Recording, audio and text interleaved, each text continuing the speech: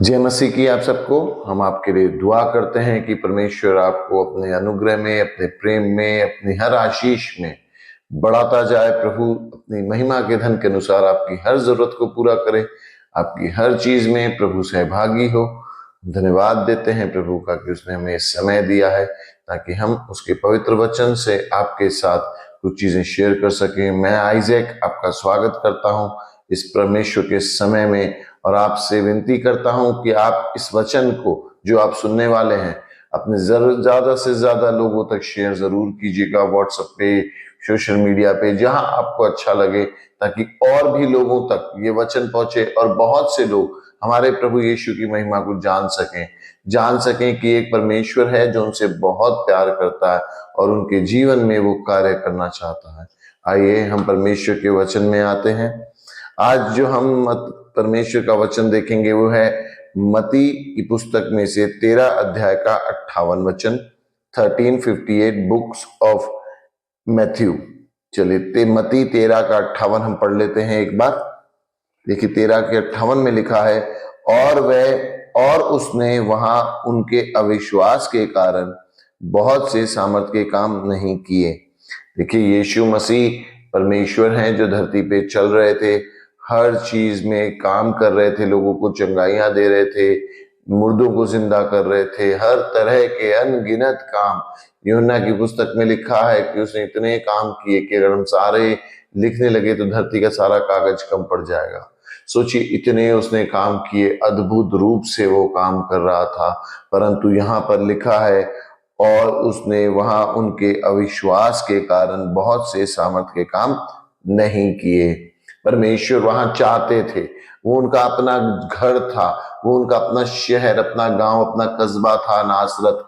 वो चाहते थे कि वहां के लोग चंगे हो जाए, वहां के लोग हर तरह की मुसीबत से आजाद हो जाए, वहां के लोग जो तंगहाली में जी रहे थे उनको बरकत मिले, वहां के लोग हर चीज से आजाद हो। परंतु वो चाह कर भी नहीं कर सके, क्योंकि वहां पर एक चीज काम कर रही थी जो था अविश्वास। हमने से बहुत लोगों ने समझ लिया है कि विश्वास का न होना अविश्वास होता है, क्योंकि हम हमारी परिभाषाओं को ऐसे ही देखते हैं कि साहब विश्वास नहीं है, अविश्वास है। ऐसा नहीं होता है। देखिए बाइबल इस चीज के लिए बहुत अलग एक नजरिया आपके सामने रखेगी। आज हम उसी नजरिए को देखेंगे। अविश्वास का नहीं, विश्वास का न होना अविश्वास नहीं होता। विश्वास का न होना अविश्वास नहीं होता है। अविश्वास एक और ही चीज हो जाती है। आज हम परमेश्वर के वचन में देख रहे हैं, नासरत में काम इसलिए नहीं हुआ कि उन्हें विश्वास नहीं था। नासरत में काम इसलिए नहीं हुआ क्योंकि उन्हें अविश्वास था। अविश्वास एक ताकत है। जैसे विश्वास एक ताकत है, वैसे ही अविश्वास एक ताकत है। जिस तरह से विश्वास की ताकत परमेश्वर को काम करने का मौका देती है, उसी तरह अविश्वास की ताकत परमेश्वर को काम करने से रोक देती है। हम इसमें देखेंगे, थोड़ा सा देखिए मरकुस की पुस्तक 9 अध्याय 24 वचन। मरकुस की पुस्तक 9 का 24 लिखा है, बालक के पिता ने तुरंत गिड़गिड़ाकर कहा, हे प्रभु, मैं विश्वास करता हूं, मेरे अविश्वास का उपाय कर। अब देखिए ये एक बालक है जिसे दुष्ट आत्मा से पीड़ित है, उसे बहुत परेशान करती है, पटक देती है आग में, पानी में, जमीन पर। वो व्यक्ति अपने पुत्र की इस दशा को लेकर बहुत परेशान है। वो यीशु मसीह के चेलों के पास आता है, वो उसे ठीक नहीं कर पाते। वो यीशु मसीह से बात करता है और यीशु मसीह कहता है, यदि तू कर सकता है तो कर। और यीशु मसीह से जवाब देते हैं, ये क्या बात है कि मैं कर सकता हूं, विश्वास करने वाले के लिए सब कुछ संभव है। और फिर वो व्यक्ति कहता है कि मुझे विश्वास है, परंतु मेरे अविश्वास का उपाय कर। आपके अंदर दोनों चीजें एक साथ रह सकती हैं। आप मत सोचिए आप विश्वासी हैं तो आप में विश्वास नहीं सकता, या आप अविश्वासी हैं तो आप में विश्वास नहीं होता। सब में है। ये दो अलग अलग ताकतें हैं जो साथ में रह सकती हैं। आपको विश्वास हो सकता है, लेकिन उसके साथ ही आपके अंदर एक और ताकत चल रही है जिसे अविश्वास कहते हैं।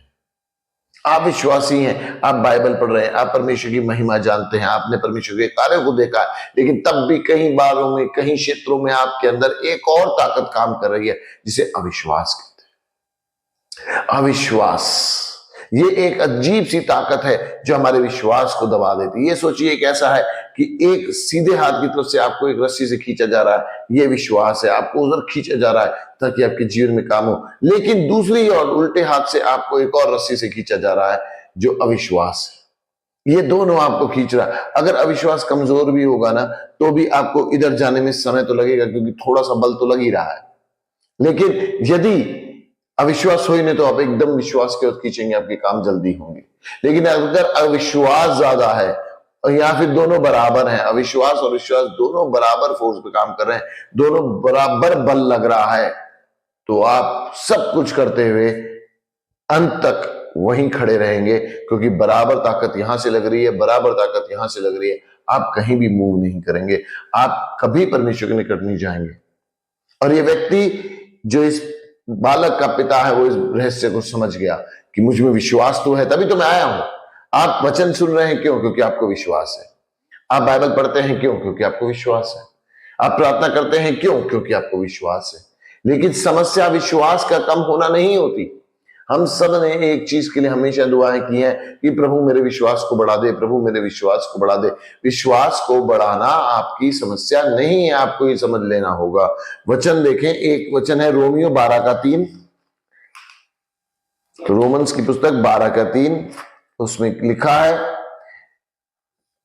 क्योंकि मैं उस अनुग्रह के कारण जो मुझको मिला है तुम में से हर एक से कहता हूं कि जैसा समझना चाहिए उससे बढ़कर कोई भी अपने आप को न समझे, पर जैसा परमेश्वर ने हर एक को विश्वास परिमाण के अनुसार बांट दिया है वैसे ही सुबुद्धि के साथ अपने आप को समझे। परमेश्वर ने विश्वास को अपने परिमाण के अनुसार सब में बांट दिया है। और बाइबल में लिखा है परमेश्वर बांट के कम ज्यादा करने वालों से प्रसन्न नहीं होता। परमेश्वर कहता है मैंने अपने परिमाण के अनुसार बांट दिया। मेरे पास एक ही परिमाण है। अगर मैंने किसी को 10 ग्राम दिया तो दूसरे को भी 10, तीसरे को भी 10, चौथे को भी 10। अगर मैंने सारा विश्वास दिया है तो मैंने सबको बराबर बांटा है। हर व्यक्ति के पास बराबर विश्वास है, उतना ही विश्वास जितना यीशु मसीह के पास था। शायद आपको हैरानी होगी सुनकर, लेकिन ये सच है, जितना यीशु में विश्वास था उतना ही विश्वास आप में भी है। लेकिन समस्या विश्वास का कम और ज्यादा होना नहीं है। विश्वास के कम या ज्यादा होने से फर्क नहीं आ रहा है, ये होता ही नहीं है कम और ज्यादा। यीशु मसीह ने कहा यदि तुझे राई के दाने के बराबर विश्वास हो तो तू पहाड़ से कहे उखड़ जाइए, उखड़ जाएगा। समस्या विश्वास का ज्यादा या कम नहीं है, समस्या है आपके अविश्वास की। आप में अविश्वास भर जाता है और वो आपके विश्वास की ताकत को काम नहीं करने देता। आप अपने अविश्वास के लिए दुआएं कीजिए।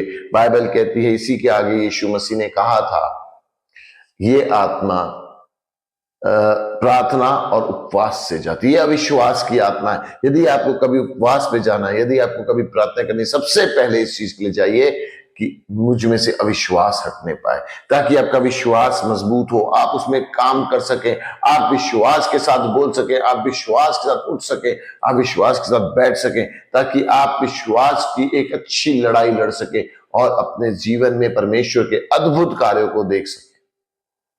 परमेश्वर का राज्य अलग है। वो एक एक चीज को बहुत बारीकी से देखते हैं। वो जानते हैं मेरे लोगों में विश्वास की कमी नहीं, विश्वास तो है, लेकिन समस्या अविश्वास की है। हम कोई भी काम करते हैं, हमारे अंदर एकदम से उठता है, ये कैसे होगा? यह अविश्वास की भाषा है। जब आप परमेश्वर से दुआ कर रहे हैं, जब आप परमेश्वर के साथ चल रहे हैं, तो ये उसका वादा है, मैं तुझे संभालूंगा, मैं जानता हूं मुझे क्या करना है। बाइबल कहती है जो युक्तियां उसने तुम्हारे विषय में की है उन्हें वो जानता है। उसे पता है कि मैं क्या सोच रहा हूं, उसे पता है मैं इसे कैसे करूंगा, उसे पता है कि तुम्हारी आशा मुझे कैसे पूरी करनी है। लेकिन हमारे अंदर अविश्वास उठने लगता है। एक दिन निकलता है, आधा दिन निकलता है, 2 घंटे निकलते हैं, हम में से अविश्वास फिर से छलांगे मारने लगता है। हमने विश्वास से शुरू किया लेकिन हम अविश्वास में खत्म करते हैं। देखिए वचन में एक जगह और लिखा है, मरकुस 5:36 में, मरकुस अध्याय 5 उसका 36 वचन। जो बातें वे कह रहे थे उसको यीशु ने अनसुनी करके आराधनालय के सरदार से कहा, मत डर, केवल विश्वास रख। यहां पर इसकी पुत्री मरी है, लोग अजीब अजीब सी बातें कर रहे हैं, अब गुरु को क्यों तंग करता है, वो नहीं उठेगी, वो मर गई है, ये है वो है। आपकी बातों के लिए हजार नेगेटिव बातें हो सकती हैं, हजार नेगेटिव बातें आपकी परिस्थितियों के लिए हो सकती है। आपके आसपास, आपका पड़ोस, आपके आसपास के घर के लोग नेगेटिव हो सकते हैं कि ये चीजें नहीं बदलेंगी, ये चीज कभी नहीं बदलेगी, तुम्हारी परिस्थितियां, तुम्हारे व्यक्ति, तुम्हारा विश्वास कभी नहीं बदलेगा। लेकिन बाइबल कहती है मत डर, फियर को अपने अंदर मत आने दीजिए, डर को अपने अंदर मत प्रवेश करने दीजिए, केवल विश्वास रख। Only believe. मिक्स मत कीजिए विश्वास और अविश्वास को। आप 2 घंटा विश्वास में हैं, 2 मिनट अविश्वास में, आप उस 2 घंटे को वेस्ट कर रहे हैं, आपको फिर से शुरू करना पड़ जाएगा। मत कीजिए प्लीज ऐसा कि आप अविश्वास और विश्वास को साथ लेकर चले। केवल विश्वास रख, केवल विश्वास रखिए परमेश्वर के महिमा के लिए। वो अद्भुत कार्य करने में तब भी सामर्थ्य था जब वो लाजर को जिंदा कर रहा था, वो अद्भुत कार्य करने में आज भी सामर्थ्य है जब वो आपकी परिस्थितियों से डील कर रहा है। वो तब भी कमजोर नहीं हुआ था, वो आज भी कमजोर नहीं होगा, लेकिन वो आपसे एक चीज जरूर मांगेगा, केवल विश्वास कर। मत मिक्सअप कीजिए विश्वास अविश्वास, होगा नहीं होगा, पता नहीं कैसे होगा। मत मिक्स कीजिए परमेश्वर को। आप उसके पुत्र हैं, आप उसकी पुत्रियां हैं। वो चाहे तो क्या नहीं करेगा, और वो क्यों नहीं चाहेगा? क्या आप अपने बच्चों के लिए उत्तम नहीं सोचते? वो क्यों नहीं सोचेगा? परंतु समस्या परमेश्वर नहीं, समस्या हम हैं, हमारा अविश्वास। इसको पहचानिए, ये अविश्वास है, ये विश्वास की कमी नहीं है, ये अविश्वास है। और इसी के लिए प्रार्थना और उपवास कीजिए ताकि परमेश्वर हम सब में से इन चीजों को निकाले और हम परमेश्वर की अद्भुत महिमा को, जिसके लिए उसने हमें रचा है, अपने जीवनों में पूरा होते हुए देख सके। प्रियो, हम सब दुआ करते हैं कि परमेश्वर हमारे बीच में इस सारी जो एक अविश्वास की आत्मा है इसे हटाए, और परमेश्वर इसे जरूर हटाएंगे यदि हम उसके समीप आते हैं। धन्यवाद देते हैं पिता इस वचन के लिए जो तूने हमारे बीच में दिया। प्रभु, हम खुदावंद तैयार होते हैं, अपने सरों को झुकाते हैं, आंखें बंद करते हैं प्रभु, और इस अविश्वास की स्पिरिट को, इस आत्मा को यीशु मसीह के नाम से हुक्म देते हैं, हर सुनने वाले पे से निकले प्रभु, ताकि तेरी विश्वास के कार्यों को हम अपने जीवनों में होते हुए देखें। पिता, ऐसा न हो खुदा हम भी नासरत की तरह रह जाएं कि तू हमें कार्य करना चाहता है परंतु कर नहीं पाया। हम धन्यवाद देते हैं पिता तेरे अद्भुत प्यार अनुग्रह के लिए, तेरे इस बलिदान के लिए जो तूने क्रूस पे दिया ताकि हमने छुटकारा पाया। प्रभु यीशु मसीह के नाम से इस दुआ को मांगते हैं, आमीन।